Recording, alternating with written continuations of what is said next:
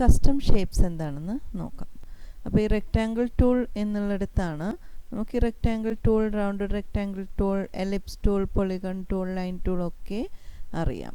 Then custom shape tool എന്താണെന്ന് നോക്കാം. ഈ കസ്റ്റം ഷേപ്പ് ടൂളിൽ ഇവിടെ ഷേപ്സ് ഉണ്ട്.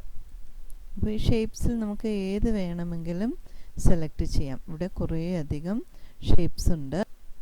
ഡോക്യുമെൻറ്റ്സൊക്കെ നല്ല വൃത്തിയായിട്ട് പ്രസൻറ്റ് ചെയ്യാൻ സാധിക്കും. ഇത് നമുക്ക് സെലക്ട് ചെയ്യാം. കൺട്രോൾ ടി പ്രസ് ചെയ്യാം. കൺട്രോൾ ടി പ്രസ് ചെയ്തിട്ട് നമുക്കത് കറക്റ്റായിട്ട് പ്ലേസ് ചെയ്യാൻ സാധിക്കും. കളർ ഫില്ല് ചെയ്യാം. അപ്ലൈ ഫിൽ ചെയ്തു. ദെൻ നമുക്ക് വീണ്ടും ആ കസ്റ്റം ഷേപ്സ് ഒന്ന് നോക്കാം. സെലക്ട് ചെയ്തു.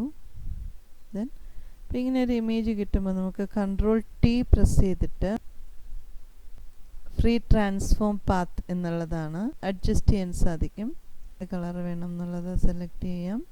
കസ്റ്റം ഷേപ്സ് കൊടുക്കാം. ഈ ഷേപ്പ് തന്നെ എടുക്കാം. Then free transform path tool വെച്ചിട്ട് അപ്ലൈ കളർ കൊടുക്കാം. കളർ കൊടുത്തു. ടൈപ്പ് ടൂൾ സെലക്ട് ചെയ്യാം.